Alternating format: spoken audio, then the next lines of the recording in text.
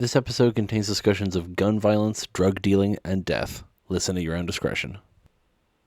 It is Sunday, the 22nd of September, 2024. My name is Pigeon Rose, and this is my song of the day.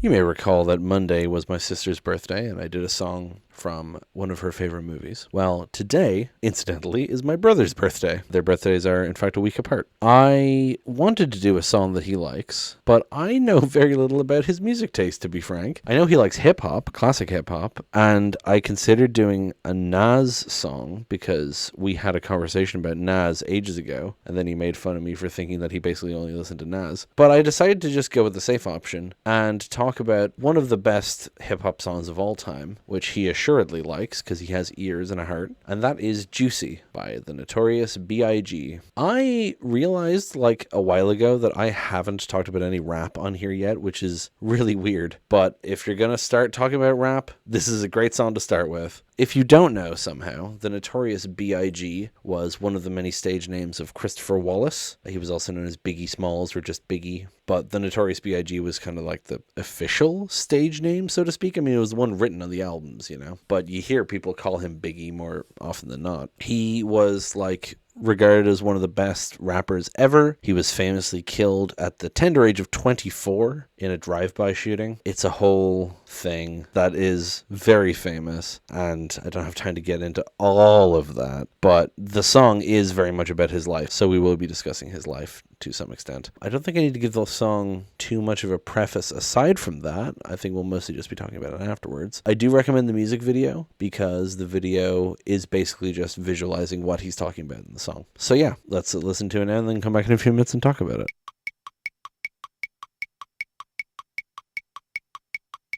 I mean, it's partially because of the actual lyrical content being this sort of rags to riches story, but it's also the beat and Biggie's voice that just make this song feel good. This is such a feel good song, you know? It's got such a nice vibe to it. The beat, which is sampled from the song Juicy Fruit by Matume, specifically the fruity instrumental remix, and the chorus is like a slightly different rephrasing of the chorus of that song, and that's also of course where the title comes from, Juicy. And just like so many things combined to make this such a feel-good song. I'm not going to go through every single line in great depth because it's a rap song and it's like over 4 minutes long, so there's a lot in here, but I'm going to give you the general vibe. But yeah, this song lyrically tells this kind of rags to riches story of Biggie's life to that point. And I mentioned that he was killed in a drive-by shooting famously. He only released one album in his lifetime, which was called Ready to Die. And then in 1997, he was killed in a drive-by shooting 16 days before the release of his second album, Life After Death, which there's a whole lot to unpack there. Ready to Die, then he dies, and then he releases an album called Life After Death. And that was planned, like, not that it was planned that he would die, but the album title was planned beforehand. That wasn't just like some hasty retitling of it after he died or something. That was always the plan. Just a wild coincidence. But yeah, and this song was on the first album, the one that was released when he was still alive. And it really does make you kind of see what a shame it was that he died so young, because the song is obviously so good, but also the story it tells about him like rising up from, you know, hardship and becoming a successful rapper is made all the more sad that he, you know, only lived for like less than 3 years after the song came out. Ugh.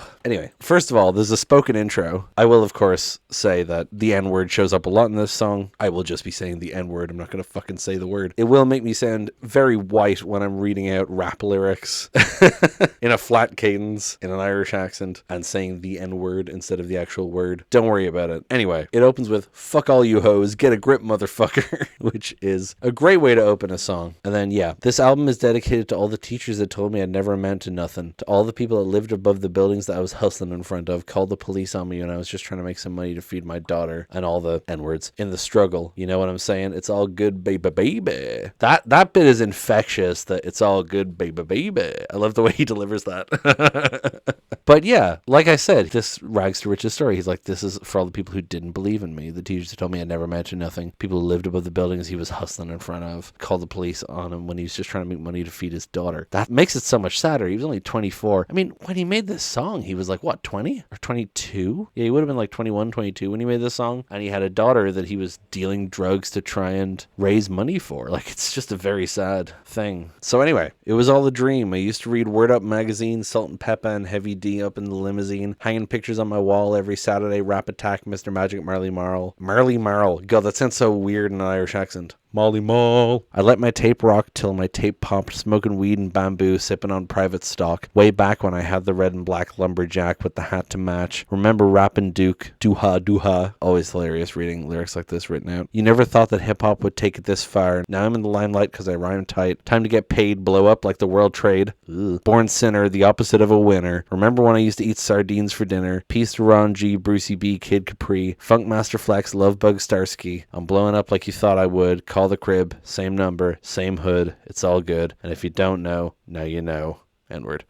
So, this first verse, talking about how he grew up just always idolizing rap and wanting to be a rapper. You know, it was all a dream. I used to read Word Up magazine. Word Up magazine was a teen magazine that had a lot of stuff about rap and R&B. He talks about Salt and Peppa and Heavy D, two big acts from the time, hanging pictures on my wall every Saturday, Rap Attack, Mr. Magic, Marley Marl. All of these. Rap Attack was a radio show. It was hosted by Mr. Magic. It was DJed by Marley Marl. You know, just talking about all these different details from his past. Again, I love specificity, just listing all these names of things that influenced him, you know. I let my tape rock till my tape popped, you know, just using a cassette tape until it broke. Smoking weed and bamboo. Bamboo is a very specific type of rolling paper. Sipping on private stock. It's a type of malt liquor. Way back when I had the red and black lumberjack with the hat to match.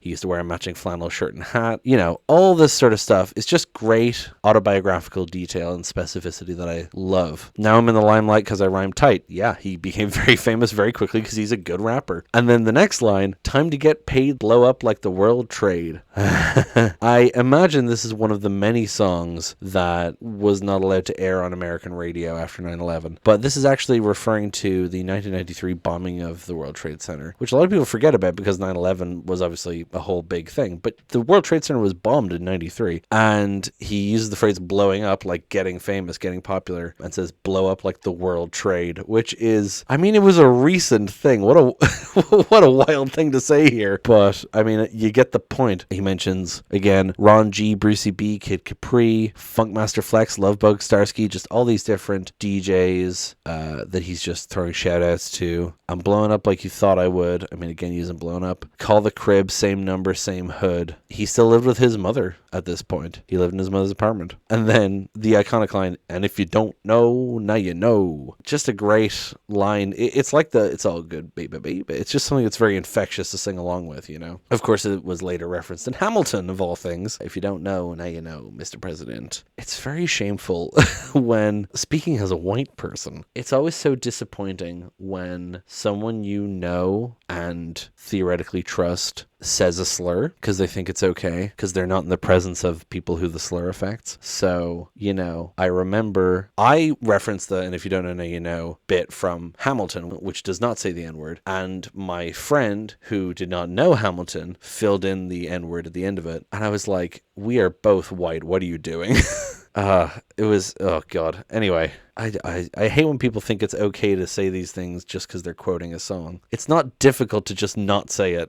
Yeah, and then the chorus, like I said, is sampled, kind of interpolated from Juicy. It changes the lyrics slightly, but yeah. You know very well who you are. Don't let them hold you down. Reach for the stars. You had a goal, but not that many because you're the only one. I'll give you good and plenty. Just, again, encouraging him to become famous and reach for the stars, which he, of course, did. I made the change from a common thief to up close and personal with Robin Leach, and I'm far from cheap. I smoke skunk with my peeps all day. Spread love, it's the Brooklyn way. The Moe and Elise keep me pissy. Girls used to diss me. Now they write letters because they miss me. I never thought it could happen, this rapping stuff. I was too used to packing gats and stuff. Now honeys pay me close like butter plays toast. What a lyric. Sorry, that just hit me. From the Mississippi down to the East Coast, condos in Queens, Indo for weeks, sold out seats to hear Biggie Smalls speak, living life without fear, putting 5 carrots on my baby girl ear, lunches, brunches, interviews by the pool, considered a fool because I dropped out out of high school. Stereotypes of a black male misunderstood, and it's still all good. And if you don't know, now you know.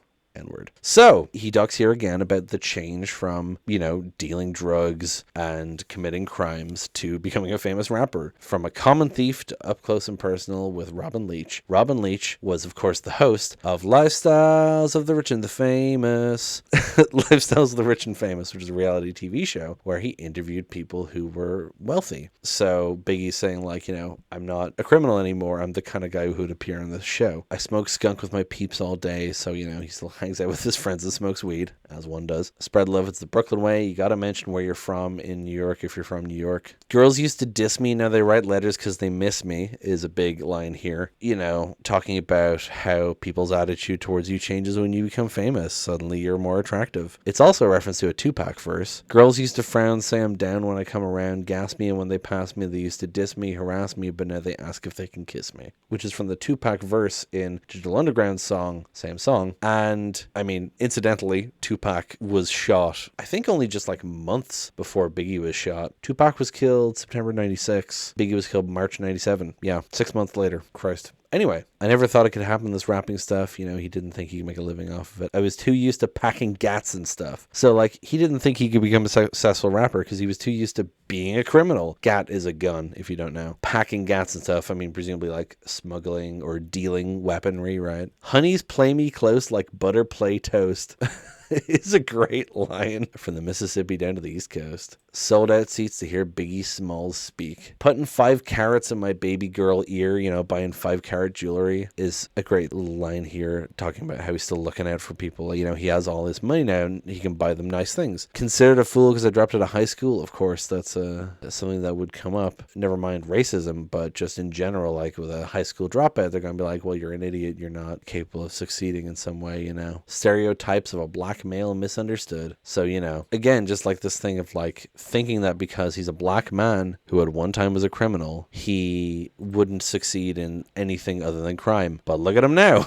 This may very well end up being my longest episode because there's just so much in these lyrics. Then we get the chorus again. Then we get the final verse. Super Nintendo, Sega Genesis. When I was dead broke, man, I couldn't picture this. 50-inch screen, money green leather sofa. Got 2 rides, limousine with a chauffeur. Phone bill about 2 G's flat. No need to worry, my accountant handles that. And my whole crew is lounging, celebrating every day. No more public housing, thinking back on my one-room shack. Now my mom pimps an ack with minks on her back. And she loves to show me off, of course. Smiles every time my face is up in the source. We used to fuss when the landlord dissed us. No heat, wonder why Christmas missed us. Birthdays was the worst days. Now we sip champagne when we thirsty. Damn right, I like the life I live, because I went from negative to positive. And it's all good. And if you don't know, now you know. N-word. Again, just the same story over and over again, but he's talking about like playing video games. Didn't think he could picture this when he was younger, having a 50-inch screen, a leather sofa, a limousine, a phone bill that his accountant handles. He has an accountant, no more public housing. He thinks back to his mother's one-room shack. His mom pimps an Ack, as in she drives an Acura, with minks on her back, mink coats, right? So again, like giving her nice stuff because he's succeeded. And she loves to show me off, of course. Of course you would be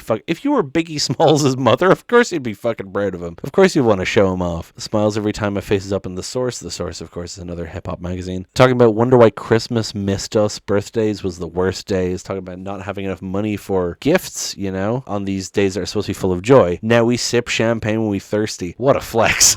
It's so good. Just the complete contrast between poor and rich, And then, because I went from negative to positive, and it's all good. And then you get the chorus again. It fades out with like an outro and kind of ad-libs and stuff. Yeah, what a song. It's so good. It's just so much to it. It's such a feel-good song. It's such an interesting story about his life, too. And, of course, such a shame that he died so young and not too long after this song came out. That he didn't live to see... he did live to see success. That's what this whole song is about. But he didn't live to see how he's regarded as, like, one of, if not the best rapper to ever have lived, along with, like, Tupac and other people of that ilk. Anyway, I'm going to stop talking now because this is already going to be the longest episode of this show. But thank you so much for listening. I hope you enjoyed it. I hope to talk about more rap songs in the future. I just hadn't gone around to it. But we've broken the ice now with Biggie, so hopefully we can do some interesting stuff. Thank you so much for listening. Please hit like, hit subscribe, leave a comment down below. Tell me what you think. Tell other people about this show. Thank you so much for listening, and I will talk to you tomorrow. Break it down.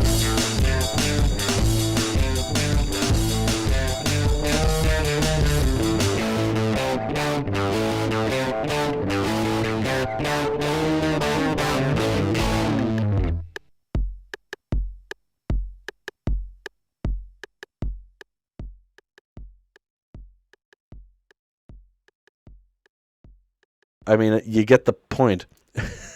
I think he got the point. Ugh. Girls used to frown, say I'm down when I come around, gas me, and when they pass me. Speaking of gassing me, Jesus Christ. It's all good, baby, baby. And my whole crew is lounging, celebrating. Birthdays was the worst days. Now we sim champagne. Simple. Smiles every time my face is up in The Source. The Source, of course, is another hip-hop magazine. The Source is The Source, of course, of course.